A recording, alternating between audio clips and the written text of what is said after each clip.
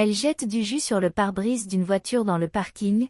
Le propriétaire de la voiture devient furieux et lui demande ce qu'elle pense faire. Elle s'excuse en disant que c'était accidentel, puis il l'appelle maladroite et lui crie par ignorance de nettoyer sa voiture. Elle dit qu'il n'y a aucun moyen de le nettoyer et demande s'il a un chiffon à emprunter pour qu'elle puisse essuyer la vitre de sa voiture. Alors il ramasse une flanelle et la jette dessus, ordonnant de la nettoyer rapidement.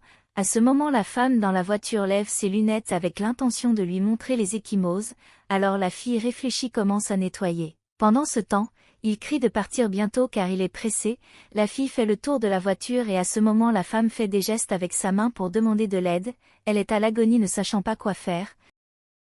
Pendant ce temps il crie sur la femme à l'intérieur de la voiture. Il lui dit de ne pas l'énerver, car elle savait très bien ce qui allait se passer, alors la femme dit qu'elle ne fait rien. Pendant qu'il répond à son téléphone portable, la femme en profite et enlève à nouveau ses lunettes pour montrer à la fille ses bleus, alors la fille commence à chercher quelque chose dans ses poches pour le faire sortir de la voiture. Elle trouve une buse de stylo et l'utilise pour dégonfler le pneu de la voiture et en profite pendant qu'il parle au téléphone pour accomplir l'acte. Alors elle arrive désespérément à la porte de la voiture en disant que le pneu de la voiture est à plat. Il demande par ignorance s'il a nettoyé sa voiture, elle lui confirme qu'il l'a fait et lui demande s'il a vu que le pneu est à plat et qu'il vaudrait mieux y jeter un œil. Outré, il dit qu'il n'y croit pas puis sort de la voiture et va voir le pneu. Pendant ce temps la fille insiste pour que la femme sorte de la voiture et s'enfuit, mais la femme sans courage dit qu'elle a peur de ce qu'il pourrait faire si elle s'enfuyait. Et la fille continue d'insister et la femme dit qu'elle a peur, alors la fille désespérée dit qu'il revient, mais le pneu est à plat. Alors la fille court chercher de l'aide et trouve une fille désespérée, elle raconte ce qui se passe et demande de l'aide.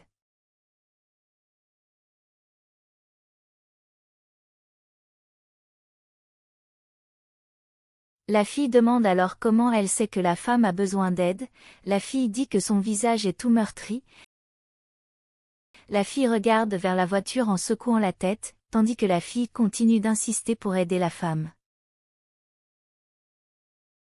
La fille se détourne et part, et la fille désespère encore plus, mais la fille prend son téléphone portable et passe un appel en s'éloignant de l'endroit et la fille court à nouveau vers la voiture.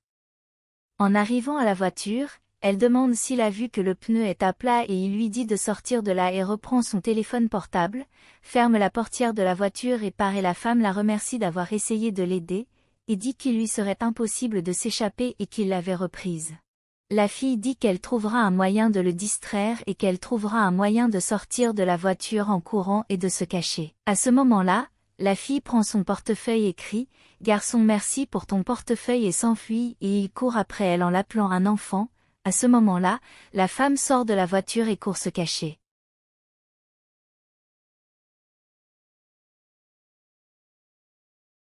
Quand il revient à la voiture et se rend compte que la femme n'est plus là, il est furieux et commence à la chercher, alors qu'elle se cache derrière les voitures en pensant qu'elle l'avait perdue et quand il se retourne, il le trouve. Elle a peur, et il la menace à nouveau, la tirant par le bras, elle s'excuse et invente qu'elle le cherchait, mais il ne croit pas et la pousse et elle tombe au sol, il lui dit de se relever.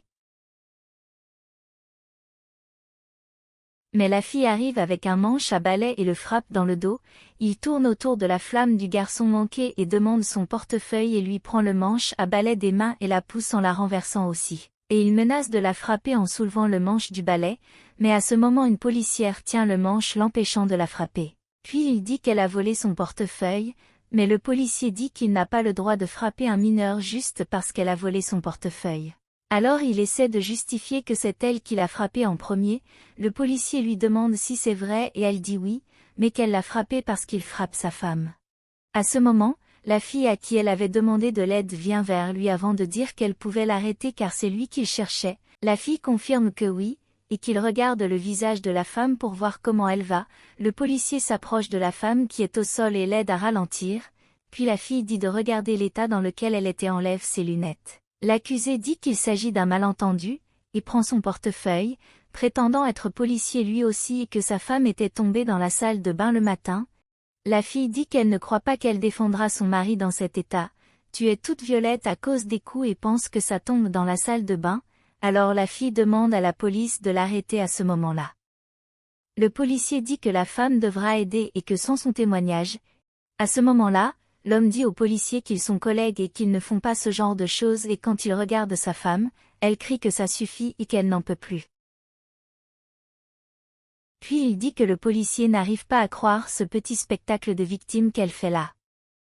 Ensuite, le policier dit qu'il a raison, nous ne l'avons pas permis, tandis que l'homme sourit ironiquement en disant qu'il croyait vraiment que le policier croyait tout cela.